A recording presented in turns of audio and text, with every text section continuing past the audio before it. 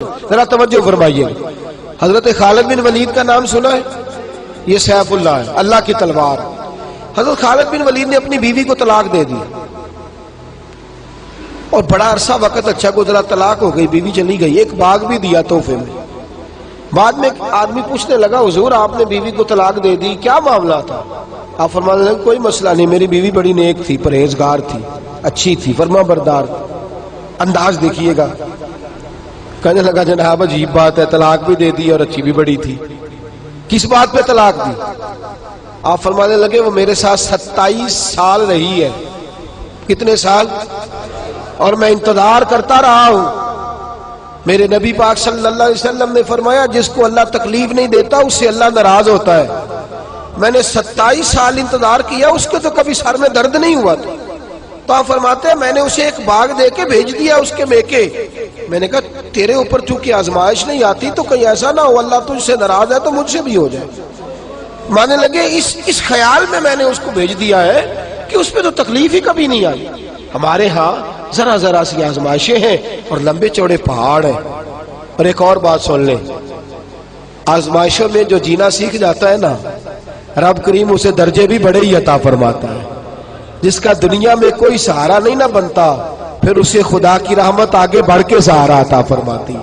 اپنی زندگی کے اندر آزمائش سے لڑنا، تکلیف سہنا، ذہن بنا لے تکلیفیں آئیں گی، آزمائشیں آئیں گی، بیماری آئیں گی، مجھے برداشت کرنا.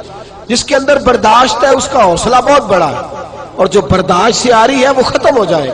میرے رسول کریم صلی اللہ علیہ وسلم کی صحابیہ حضرت اسماء بنت ابی بکر صدیق، جناب صدیق اکبر رضی اللہ تعالی عنہ کی صاحبزادی ہیں، حضرت عائشہ کی بڑی بہن ہے. یہ وہی ہیں جو غار ثور میں میرے نبی کو کھانا پہنچایا کرتی. 90 سال سے زیادہ عمر ہوگی حضرت اسماء کی، اور ان کے صاحبزادے عبداللہ بن زبیر رضی اللہ تعالی عنہ. 90 سال سے زیادہ عمر ہوگی اور ان کے صاحبزادے لڑائی کر رہے ہیں حجاج بن یوسف کے ساتھ. آنکھوں سے انہیں نظر نہیں آتا حضرت اسماء کو، بوڑھی ہو گئی. صاحبزادہ جہاد کر رہا ہے.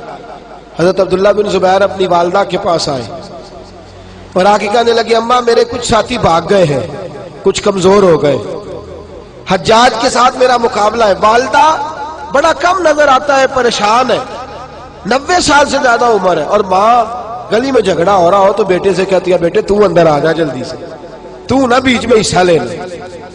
والدہ سے آ کے پوچھتے ہیں اماں میں کیا کروں، حجاج کے خلاف لڑ رہا ہوں، بہت سارے ساتھی کچھ چلے گئے ہیں ڈر کے، کچھ جو ہے وہ کمزور پڑ گئے، کچھ نے وہ بزدل نہیں ہے، وہ کمزور نہیں، لیکن انہوں نے حکمت سمجھی ہے تھوڑی دیر کے لیے چلا جانا. ماں کہنے لگی بیٹے پہلے تو یہ بتا کہ تو حق پہ ہے کہ نہیں، دولت کے لیے تو نہیں لڑ رہا، اقتدار کے لیے تو نہیں لڑ رہا. کہنے لگی اماں قسم اللہ کی عزت کی میں حق پہ ہوں، میں فکر امام حسین کا وارث ہوں، میں ظالموں سے لڑ رہا ہوں.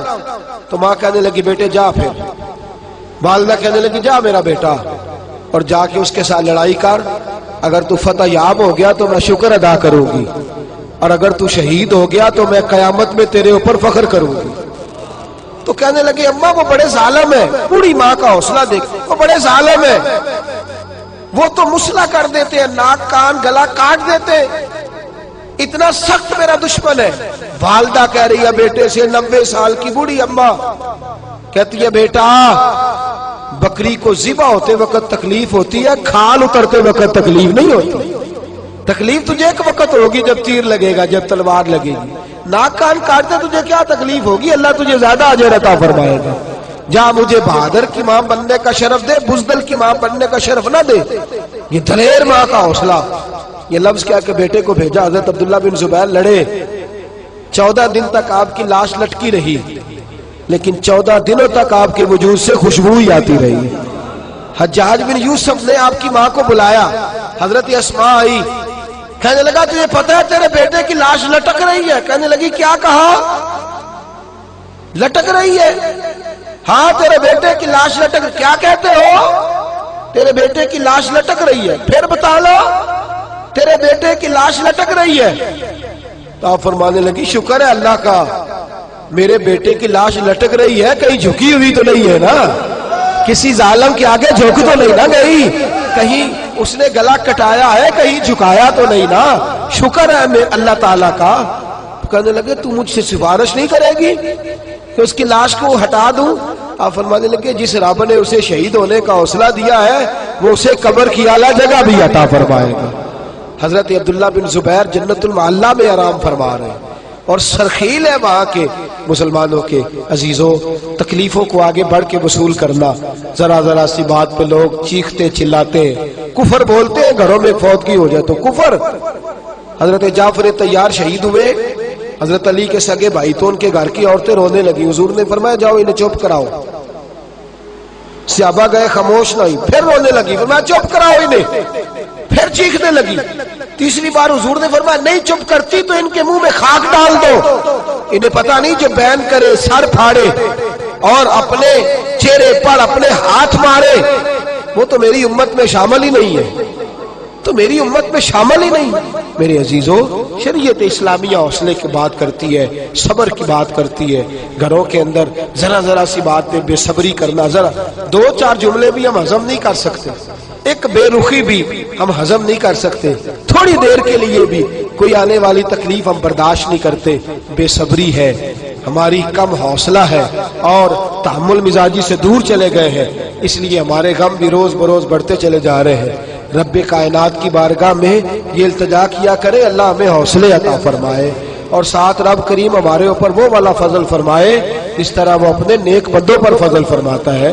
اور اللہ ہمیں حوصلے اور صبر کے ساتھ زندگی کے ایام گزارنے کی توفیق عطا فرمائے, ہمیشہ مدحت خیر الانام میں گزرے.